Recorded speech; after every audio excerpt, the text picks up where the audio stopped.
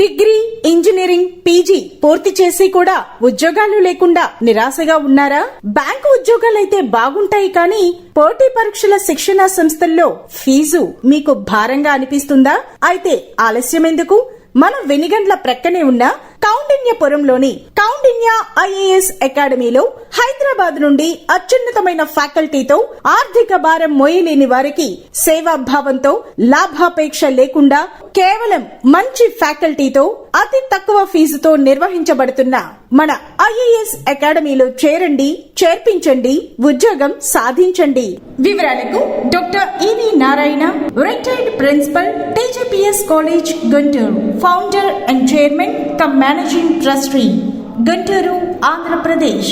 Cell number 9966112933.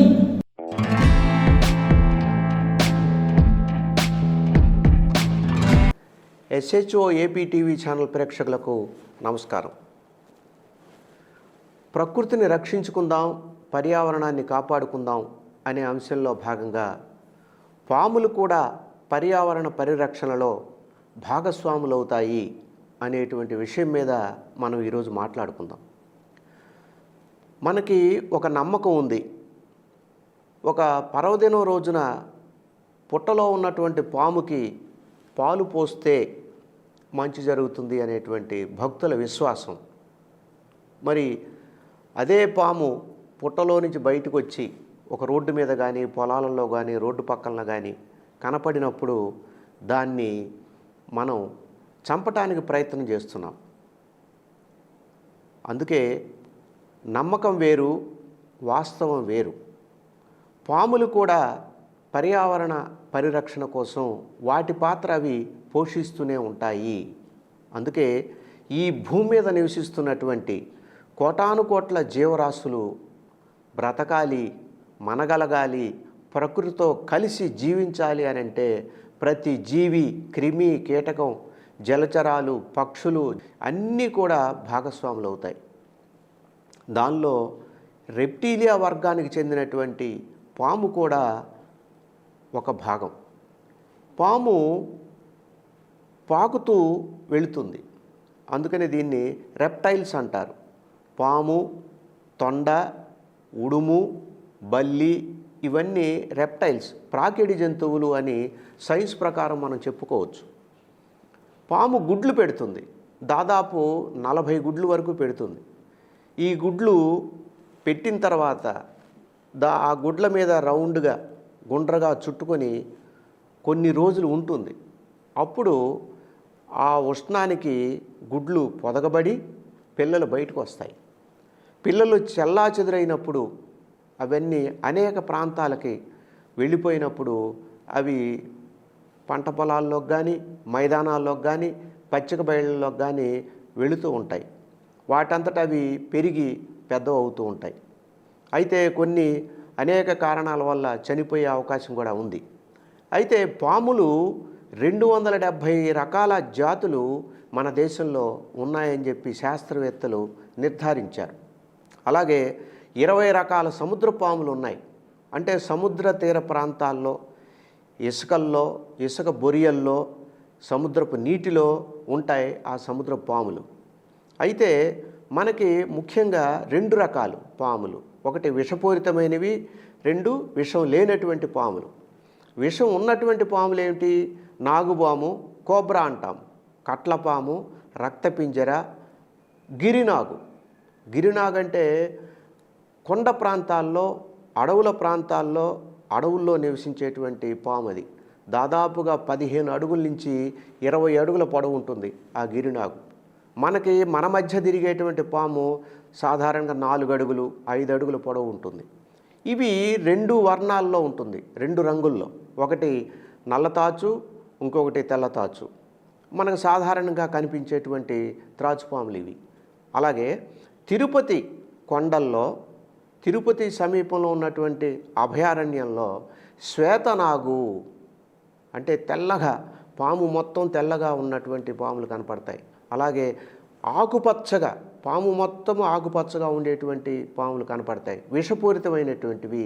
అలాగే మామూలుగా పసిరిక పాములు అంటాం, ఈ చెట్ల మీద ఉంటాయి, అవి వేరు, సన్నగా ఒక వైర్ లాగా, ఒక తాళ్ళలాగా చెట్ల కొమ్మల మీద ఉంటాయి, ఆకుల మధ్య ఉంటాయి. పామును మనం గుర్తించలేము. ఆ ఆకుల రంగులో ఉంటాయి ఆ పాములు. ఆ పసిరుకు పాములు వేరు. అలాగే రక్తపింజర చాలా ప్రమాదమైంది. రసల్స్ వైపర్ అంటారు. రస్సల్ అనేటువంటి ఒక శాస్త్రవేత్త ఈ పాము మీద పరిశోధనలు చేయటం వల్ల ఆ పాముకి రసల్ వైపర్ అనేటువంటి పేరు పెట్టారు. సాధారణంగా మనం అనుకుంటాం, పామును చూడంగానే మనం భయపడి వెళ్ళిపోతూ ఉంటాం. కానీ పాములు కూడా మనుషుల్ని చూసినప్పుడు భయపడి వెళుతూ ఉంటాయి. పాముకి చెవి డొప్పలు ఉండవు, కానీ రంధ్రాలు ఉంటాయి. చెవి రంధ్రాలు ఉంటాయి. రంధ్రాల ద్వారా వినికిడి శక్తి చాలా ఎక్కువ పాములకి. ఏమాత్రం శబ్దం వచ్చినా సరే పాములు వినగలుగుతాయి. మనం అనుకుంటాం, సాధారణంగా మనకు తెలిసిన విషయం ఏమిటి, పామును చూడంగానే మనం పరిగెడతాం. కానీ మన శబ్దం విన్నా, ఒక మనుషులు వస్తున్నారు, వినపడుతుంది శబ్దాలు అన్నప్పుడు అవి కూడా పక్కకు తప్పుకొని వెళ్ళిపోతూ ఉంటాయి. వాటి ప్రాణరక్షణ కోసం వాటి పని అవి చేసుకుంటూ పోతుంటాయి. మనకి హాని చేయవు. మనము భయపడేది అక్కడే. పాములు మనకి హాని చేయవు. ఎప్పుడు హాని చేస్తాయి? మనము ఏదైనా దానికి ప్రాణహాని చేయగలుగుతున్నాడు మనిషి, మన మీదకు వస్తున్నాడు, మన చంపటానికి ప్రయత్నం చేస్తున్నాడు మనల్ని అని పాము గమనించినప్పుడు మాత్రమే మనిషి మీద అటాక్ చేస్తాయి. సహజంగా పాముకి లక్షణం ఏముంటుంది? బుస కొట్టడం దాని యొక్క సహజ లక్షణం. కనపడినప్పుడు పైకి లేచి బుస్సుమంటుంది, అది బుస కొట్టడం. పాముకి 2 కూరలు ఉంటాయి. కూరలు ఇలాగా వంపు తిరిగి ఉంటాయి. ఇది గనక తల అనుకున్నట్లయితే తల లోపల అందరూ ఏమనుకుంటారు? కూరల్లో విషం ఉంటుందనుకుంటారు. కూరల్లో పాముకి విషం ఉండదు. కూరలు 2 పళ్ళు లోపల ఒక గొట్టంలాగా, ఒక కెనాల్ లాగా ఉంటుంది 2 కూరలు కూడా. ఈ కూరలకి వెనక వైపున ఒక విషపు గ్రంథి, విషపు తిత్తి, శాక్ అంటాం, అది ఉంటుంది. ఆ తిత్తి లోపల ఆ విషము, ఇక్కడ ఈ తిత్తి లోపల, తల లోపల తిత్తి ఉంటుంది, అక్కడ విషం నిల్వ ఉంటుంది. ఎప్పుడైతే ఇట్లా కాటు వేస్తుందో ఆ తిత్తిలో ఉన్నటువంటి విషము ఈ కూరలు, అంటే ఒక గొట్టంలాగా, కెనాల్లాగా ఉన్నటువంటి ఆ కూరల్లో నుంచి వచ్చి బయటకు వచ్చి ఏ జంతువునైతే, ఏ మనిషినైతే కాటు వేసిందో ఆ మనిషిలోకి ఆ విషము చుక్కల రూపంలోకి వెళ్ళగలుగుతుంది. అయితే మనిషిని కాటేసినప్పుడు, జంతువుని కాటేసినప్పుడు మనం ఏం గమనించాలంటే 2 ఘాట్లు ఉన్నాయా, 2 చిన్న రంధ్రాలు ఉన్నాయా అని గమనించాలి. 2 రంధ్రాలు ఉన్నట్టయితే అది తాచుపాము, కోబ్రా కాటేసిందని అనుకోవాలి. 2 రంధ్రాలు లేకపోతే అది సాధారణ పాము, ఒక నీటి పాము కావచ్చు, విషపూరితము కానిటువంటి పాము అని చెప్పి మనం అనుకోవచ్చు. ఆహారపు గొలుసు అని చెప్పి మన శాస్త్రవేత్తలు చెబుతారు. ఆహారపు గొలుసు అంటే ఫుడ్ చైన్. ఆహారపు గొలుసు అంటే ఏమిటి? కీటకాలు, కీటకాలను తినటానికి కప్ప, కప్పను తినటానికి పాము, పామును తినటానికి గ్రద్ద. చూడండి, ఈ విశ్వంలో, ఈ ప్రకృతిలో ఉన్నటువంటి ఏర్పాటు ఇది. ఒక జంతువుని తినటానికి మరొక జంతువు, దాన్ని కప్పను తినటానికి పాము, పామును తినటానికి గ్రద్ద. ఈ యొక్క ఆహారపు గొలుసులో ఏ జంతువు, ఏ పక్షి, ఏ జీవి పూర్తిగా నాశనం అయిందనుకోండి, పర్యావరణానికి విఘాతం కలుగుతుంది అని శాస్త్రవేత్తలు చెప్తున్నారు. కప్పలు పూర్తిగా అంతరించిపోయాయి అనుకోండి, పాములకి ఆహారం దొరకదు. అలాగే పాములు పూర్తిగా మనం చంపేసామనుకోండి, పాముల్ని ఎక్కడ కనపడితే అక్కడ పాముల్ని చంపేసామనుకోండి, గ్రద్దలకి ఆహారం దొరకదు. అందుకని ఒక జీవి మరొక జీవికి ఆహారం, ఇది ప్రకృతిలో ఉన్నటువంటి గొప్ప ఏర్పాటు. ఇప్పుడు చూడండి, మొక్కలు, చెట్ల ద్వారా మనం ఆకులు, పళ్ళు, మరి అలాగే పూలు, బెరడు, గింజలు, వీటన్నిటిని ఆహారంగా తీసుకుంటున్నాడు మనిషి. మొక్కల నుంచి వచ్చినటువంటి ఆహారమే కదా. అలాగే గ్రద్దలు కూడా పాముల్ని ఆహారంగా తీసుకుంటాయి. అందుకనే దీన్ని ఫుడ్ చైన్ అంటారు. కీటకాలను తినేది కప్ప, కప్పని తినేది పాము, పాముని తినేది గ్రద్ద అని మనం గమనించాలి. అయితే సముద్రపు పాము చాలా ప్రమాదమైంది, చాలా విషపూరితమైంది. ఈ సముద్ర పాములు సాధారణంగా జపాన్, ఆస్ట్రేలియా దేశాల్లో ఎక్కువగా ఉన్నాయి. ఇవి టిపాన్ అనేటువంటి ఒక సముద్రపు పాము చాలా విషపూరితమైనది. ఇది ఆస్ట్రేలియా దేశంలో ఉంటుంది.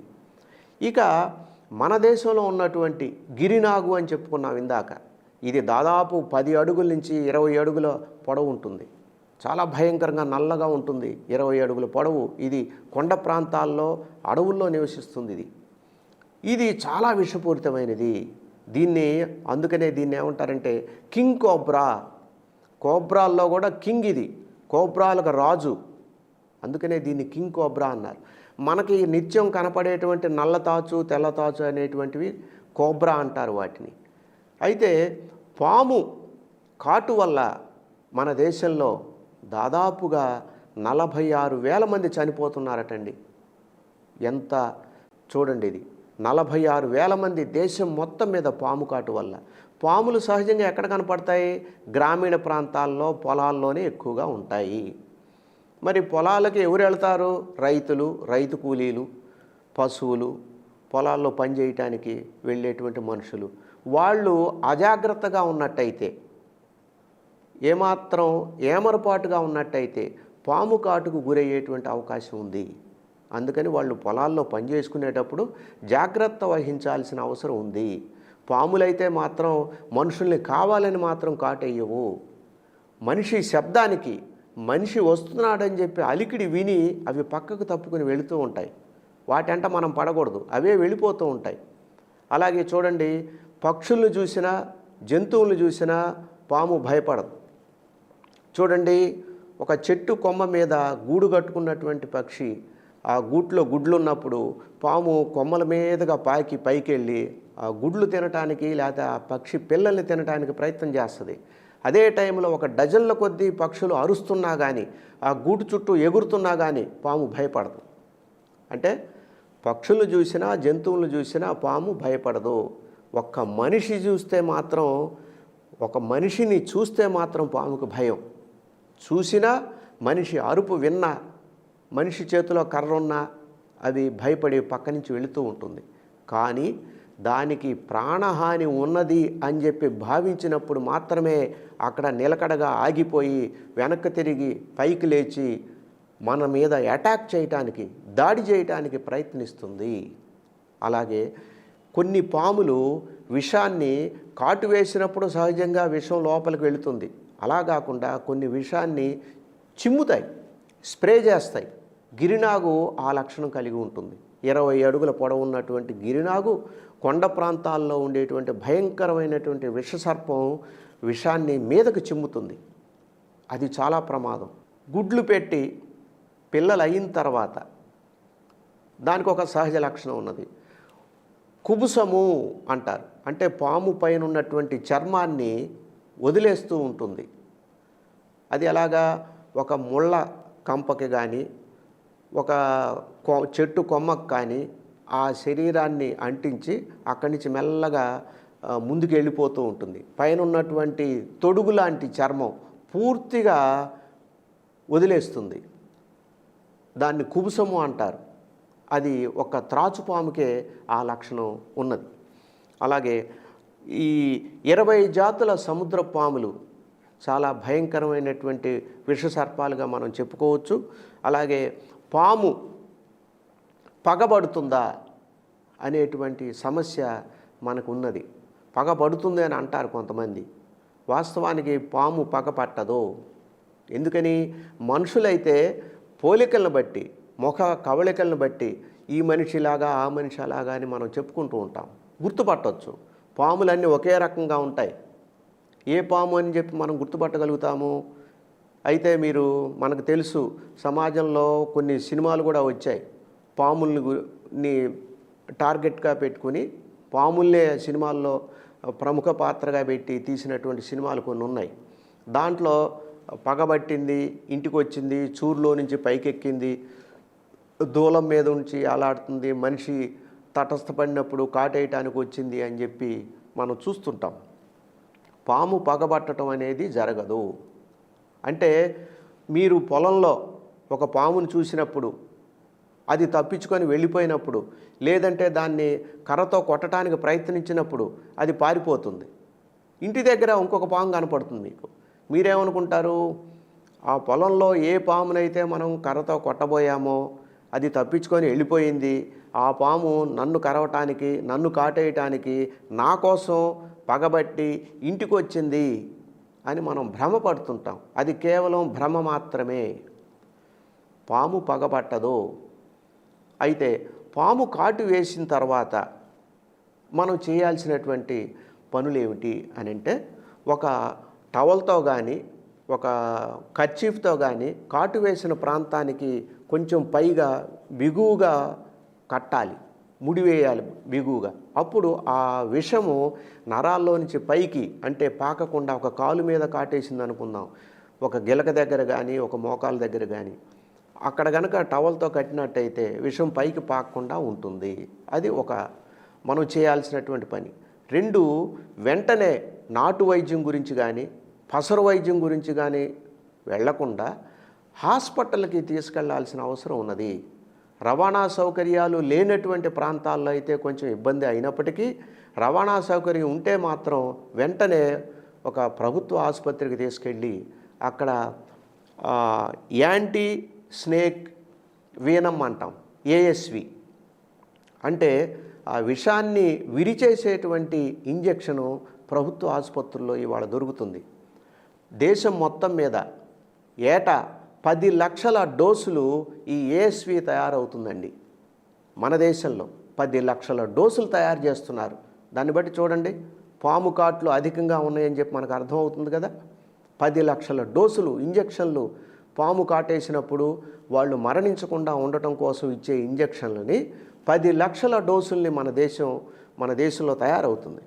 ఇందులో తమిళనాడు 1,50,000 డోసులు తమిళనాడు కొనుగోలు చేస్తుంది. మహారాష్ట్ర 1,50,000 డోసులు వాళ్ళు తీసుకెళ్తున్నారు. అలాగే మన రాష్ట్రానికి కూడా ఆ డోసులు మనం తెప్పించుకుంటున్నాం.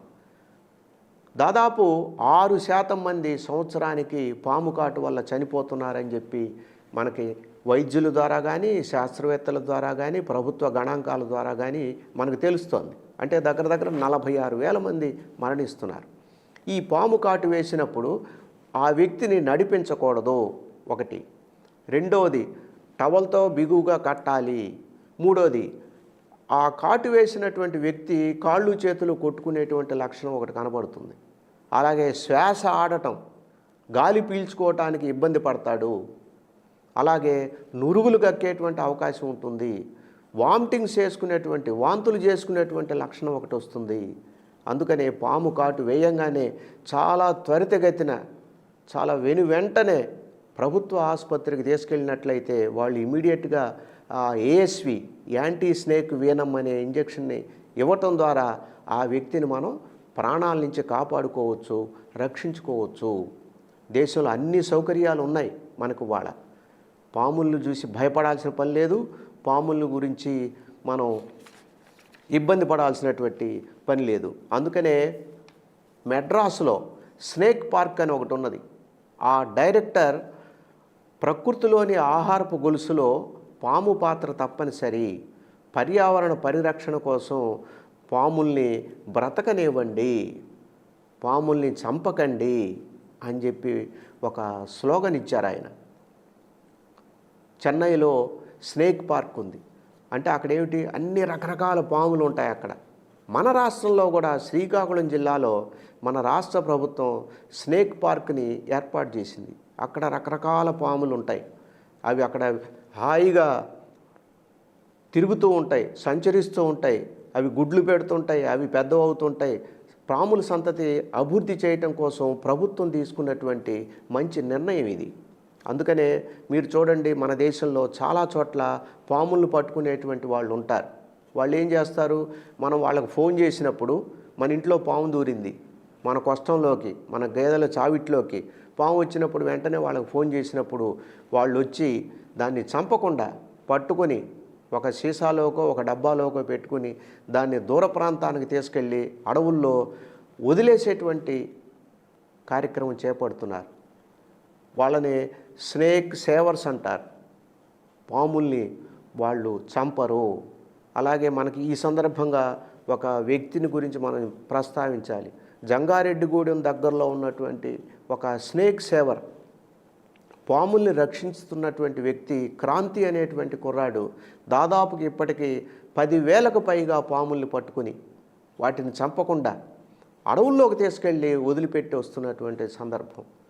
క్రాంతి అనేటువంటి యువకుడు పాముల్ని పట్టుకునేటువంటి ప్రక్రియలో శిక్షణ పొంది కేరళ వెళ్ళి ఒక గురువు దగ్గర పాముల్ని చాకచక్యంగా ఎలా పట్టుకోవాలి, కాటు వేయకుండా ఎలా చూసుకోవాలి అని పెద్ద పెద్ద భయంకరమైనటువంటి తాచుపాముల్ని పట్టుకుని ఒక డబ్బాలో వేసి ఒక కుండలో పెట్టుకుని తీసుకెళ్ళి సుదూర ప్రాంతాలకు వెళ్ళి అక్కడ వదిలేసి రావటం. ఆ విధంగా ఇప్పటికీ 10,000 పాములకు పైగా పట్టుకున్నాడు అతను. అతనికి మంచి గుర్తింపు ఉంది సమాజంలో. ఆ విధంగా పాముల్ని మనం చంపకూడదు, వాటిని మనం రక్షించుకోవాలి. పర్యావరణ పరిరక్షణలో పాముల యొక్క పాత్ర కూడా అమోఘమైనది అని మనం గుర్తించాలి. ఇందాక మనం చెప్పుకున్నట్టు పాములు పగపట్టవు.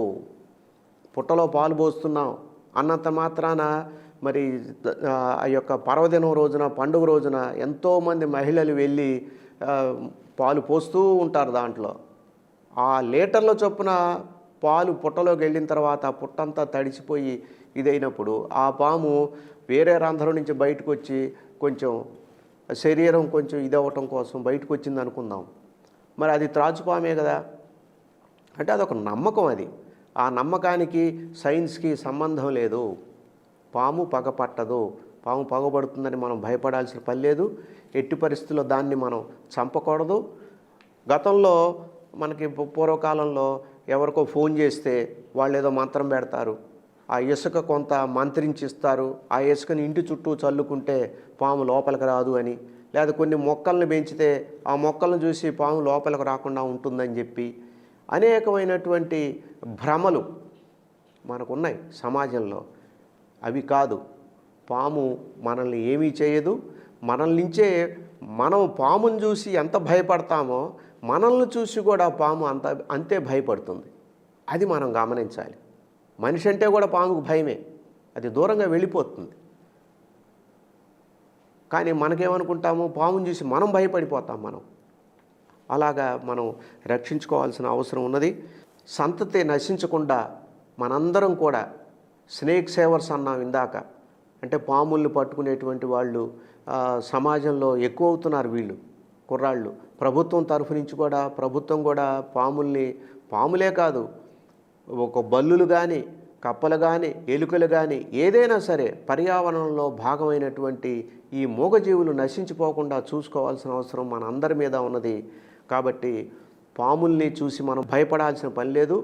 పాములు పగబడతాయని చెప్పి అనుకోవాల్సిన అవసరం లేదు. పాము కనిపించినప్పుడు మనం దూరంగా దాన్ని హాని కలిగించకుండా, దాన్ని వెంటబడకుండా ఉన్నట్టయితే దాని దారిని అది పోతుంది అని కనుక గమనించినట్టయితే మనం పాముల్ని రక్షించుకోగలుగుతాం, పర్యావరణాన్ని కాపాడుకోగలుగుతాం.